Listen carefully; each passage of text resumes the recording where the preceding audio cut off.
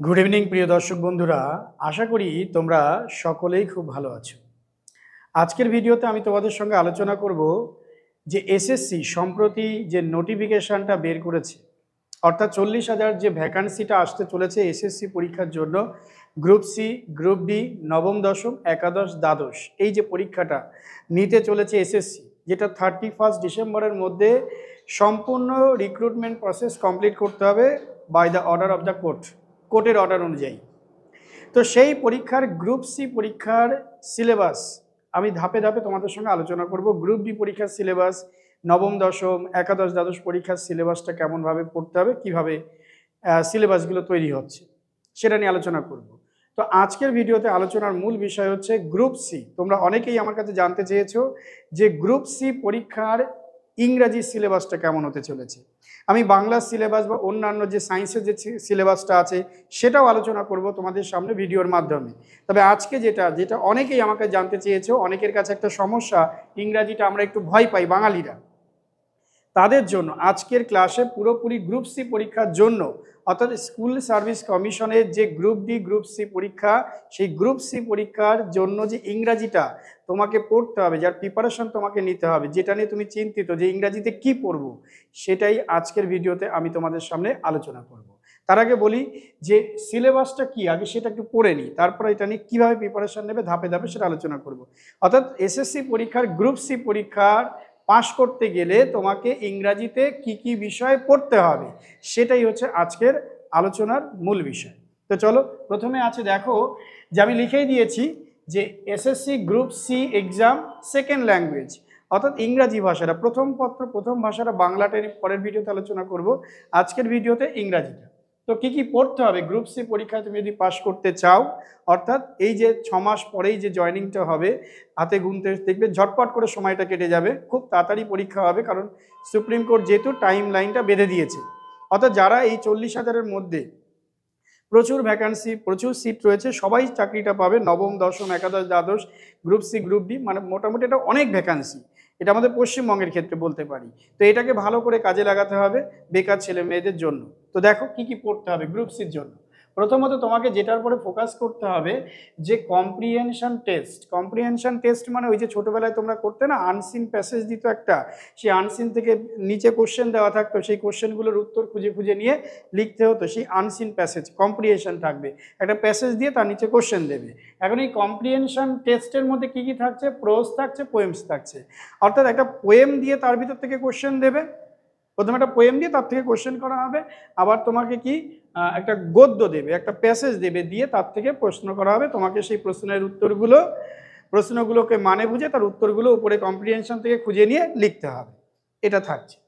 আর কি থাকছে, English grammar and vocabulary, এটা তো থাকছে। এই যে ইংলিশ গ্রামার, এই জায়গাটা ইংরাজি পরীক্ষা সেকেন্ড ল্যাঙ্গুয়েজ মানে ইংরাজি গ্রামার থাকতেই হবে। ইংরাজি গ্রামার এবং ভোকাবুলারি, এটার মধ্যে সব কিছু পড়ে যায় ভাই। এই যে কথাটা না, গ্রামারের মধ্যে টোটাল পার্টস অফ স্পিচ সব পড়ে যায়, noun, pronoun, verb, adverb, preposition, conjunction, interjection, তারপর হচ্ছে কি নন ফাইনাইট ভার্বের মধ্যে জিরান, পার্টিসিপেল, ইনফিনিটিভ, এই টোটালটাই পড়ে যায়। অর্থাৎ ইংলিশ গ্রামারটাকে তোমাকে খুঁটে খুঁটে পড়তে হবে সব পর চ্যাপ্টার পর থেকে। তবে বিশাল যে ডেপথে পড়তে হবে তার কোনো মানে নেই, বেসিক কোশ্চেন আসে, একেবারে বেসিক জায়গাগুলো তুমি যদি একবার ঝালাই করে নিতে পারো, সেই ছোটোবেলায় যেগুলো পড়েছিলে এনাফ, কোশ্চেন টাফ হয় না। তুমি প্রিভিয়াস ইয়ারের কোশ্চেন দেখে নিতে পারো, যে খুব বেশি ইংরাজিটা মনে হয় না, টাফ হয় আমার মতে।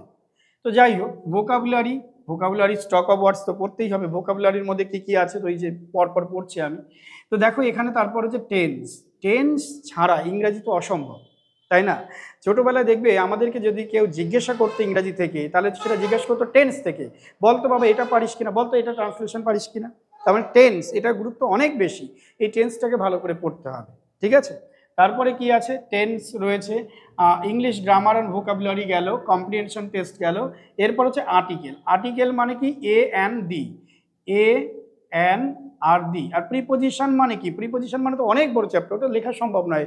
At, to, by, with, within, under, beneath, between, এইগুলো হচ্ছে প্রিপোজিশন। তো আর্টিকেলটাকে ভালো করে পড়তে হবে, প্রিপোজিশনটাকেও ভালো করে পড়তে হবে। দেখো একটু ভেবে দেখো, আর্টিকেল তো ছোটবেলা থেকে অনেকবার পড়েছো, অর্থাৎ সেই আর্টিকেলটাকে তোমাকে একটু আর একটু ভালো করে পড়তে হবে, ঠিক আছে? Article and preposition.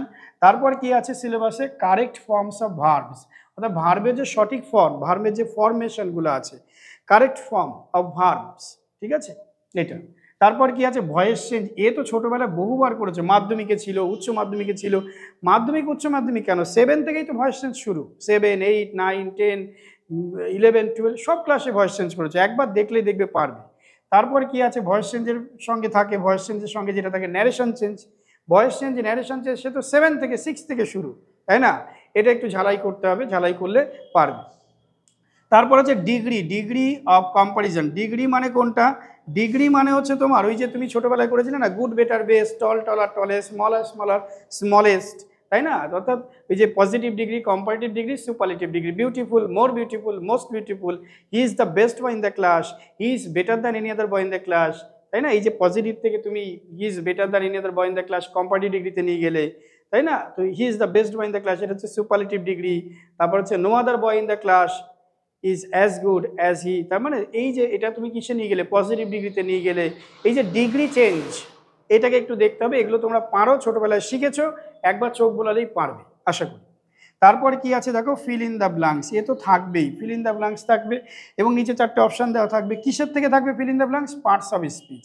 Parts of speech বলতে সেই একই জিনিস, গ্রামারের সব কটা চ্যাপ্টার, নাউন থাকতে পারে, প্রোনাউন থাকতে পারে, অ্যাডজেক্টিভ থাকতে পারে, অ্যাডভার্ব থাকতে পারে, অর্থাৎ টোটাল পার্টস অফ স্পিচে যে কোনো কিছু থাকতে পারে, একটা ওয়ার্ড দিয়ে তোমাকে তার মধ্যে থেকে পুট করতে হতে পারে।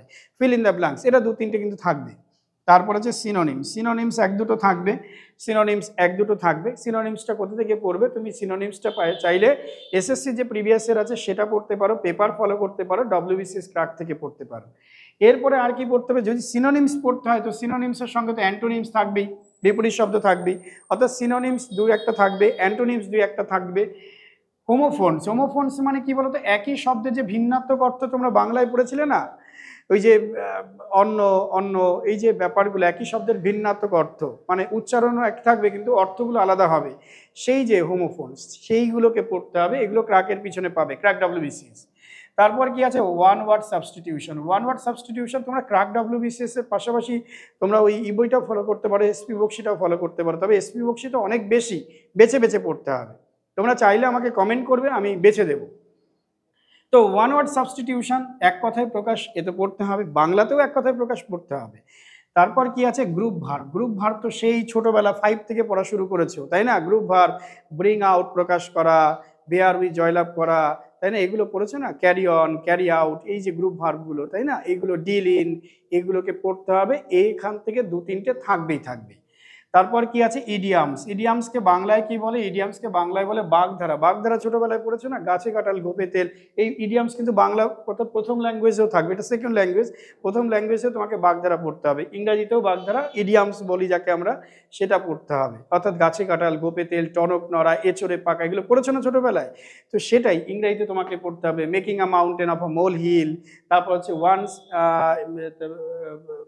তুমি বলতে পারো অল বাট, হ্যাঁ, অল ইন অল, এগুলো এই যে ইডিয়ামসগুলো, এই ইডিয়ামসগুলো সব তোমাকে পড়তে হবে, man of letters, man of straw, তাই না? এই যে ব্যাপারগুলো আছে, তারপর হচ্ছে গিয়ে বোল্ট ফ্রম দ্য ব্লু, হ্যাঁ, কট রেড হ্যান্ডেড, এই যে ইডিয়ামেটিক ফ্রেজগুলো আছে এগুলোকে তোমাকে পড়তে হবে। কোথা থেকে পড়বে, যদি তুমি বুঝতে না পারো আমাকে কমেন্ট করবে, আমি দাগিয়ে দেবো, আমি দরকার একটা ক্লাস করে দেবো ইম্পর্টেন্ট দেখে, সেইগুলো পড়বে, বিশাল পড়তে যাবে না।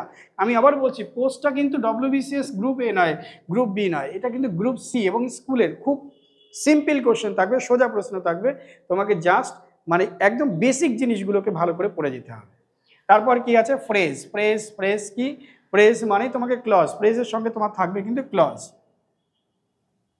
ক্লজ মানে কোনটা, ওই যে ছোটবেলায় পড়েছিলে noun clause, adjective clause, adverbial clause, এই ক্লজগুলো থাকবে তোমার। ক্লজের মধ্যে কিন্তু আবার এটাও চলে আসে যে simple sentence, complex sentence, compound sentence. তোমাকে একটা বাক্য দিয়ে বললে এটা কোন প্রকার বাক্য, সিম্পল বাক্য না কমপ্লেক্স মানে সরল বাক্য, না জটিল বাক্য, না কি যৌগিক বাক্য, এরকম একটা বাক্য দিয়ে দিল। ধরো বললাম he is honest and I know it, তো এই বাক্যটা কি ধরনের বাক্য, অ্যান্ড থাকলে এবং থাকলে এগুলোকে কি বলে, যৌগিক বাক্য বলে, এরকম কম্পাউন্ড সেন্টেন্স যাকে আমরা বলছি। তারপর ধরো আমি বললাম that he is honest is known to all, সে যে সৎ এটা প্রত্যেকের জানা, অর্থাৎ এই বাক্যটা হচ্ছে কমপ্লেক্স সেন্টেন্স। অর্থাৎ এই যে বাক্যগুলো আছে simple, complex, compound, phrase, clause, তো এটা বুঝতেই পেরেছো, noun clause, adjective clause, adverbial clause. আর ফ্রেজ, ফ্রেজ হচ্ছে একটা গ্রুপ অফ ওয়ার্ডস। হ্যাঁ, তো সেই গ্রুপ অফ ওয়ার্ডস কোন ফ্রেজের মধ্যে পড়ছে, নাউন ফ্রেজ না প্রিপোজিশনাল ফ্রেজ, এই জায়গাগুলোকে তোমাকে একটু পড়তে হবে। অর্থাৎ আমি আশা করি তোমার সামনে কভার করতে পেরেছি যে এসএসসি এসএসসি পরীক্ষার যে গ্রুপ সি পোস্ট যে এক্সামিনেশন হতে চলেছে, সেই পরীক্ষার সেকেন্ড ল্যাঙ্গুয়েজ অর্থাৎ ইংরাজি ভাষা, ইংরাজি মাধ্যমটা কি কি পড়তে হবে। এবার আমি তোমাকে একটা জিনিস বলবো যে তুমি এতগুলো একবারে পড়তে যাবে না, তুমি শুরু করো ধাপে ধাপে। সময়টা এখন যদি শুরু করো তুমি অনায়াসে সিলেবাসটাকে কভার করতে পারবে। তুমি শুরুটা করো টেন্স থেকে, কারণ আমরা ছোটবেলা থেকে টেন্স অনেকবার পড়েছি। টেন্স কয় প্রকার? টেন্স তোমরা সবাই জানো যে টেন্স মানে কাল। কাল হচ্ছে 3 প্রকার, এক হচ্ছে অতীতকাল, বর্তমানকাল আর ভবিষ্যৎকাল। তুমি যে আমার কথাটা এখন শুনছো, আমরা এখন কোন কালে বিলং করছি? এটা হচ্ছে গিয়ে প্রেজেন্ট। তুমি আমার কথা শুনছো, কিন্তু আমি যখন ভিডিওটা করে ছেড়ে দেবো তখন এই ভিডিওটা করেছিলাম এটা কি পাস্ট টেন্স হয়ে যাবে। তো টেন্স প্রেজেন্ট, পাস্ট আর ফিউচার। এবং টেন্সকে আমরা আরও 4টে ভাগে ভাগ করতে পারি। সেই 4টে ভাগ কি না, indefinite tense, continuous tense, perfect tense এবং পারফেক্ট কন্টিনিউয়াস টেন্স। তো এই টেন্সগুলোর ডিটেলসটা একটু পড়বে। দরকার হলে আমি আমার চ্যানেলে আমি টেন্সটাকে একবার আলোচনা করে দেবো যে এরর কারেকশন কোথা থেকে আসে, কোথা থেকে প্রশ্ন আসতে পারে। তো সেটা তুমি কমেন্ট করবে, তাহলে অবশ্যই আমি তোমাকে সামনে এই ভিডিওটা নিয়ে আসবো টেন্স নিয়ে। এবং প্রয়োজনে এই প্রত্যেকটা চ্যাপ্টার অর্থাৎ গ্রুপ সি পরীক্ষার জন্য আমি প্রত্যেকটা যে কটা সিলেবাস আছে প্রত্যেকটা তোমাদের সামনে আলোচনা করে দেবো, যাতে তুমি গ্রুপ সি পরীক্ষাটা সহজেই ভালো একটা নাম্বার আনতে পারো এবং পাস করতে পারো। আজকে এ পর্যন্ত। যদি ভিডিওটা তোমার উপকারে আসে অবশ্যই লাইক, শেয়ার এবং কমেন্ট করে দেবে। সবাই ভালো থেকো, বাই।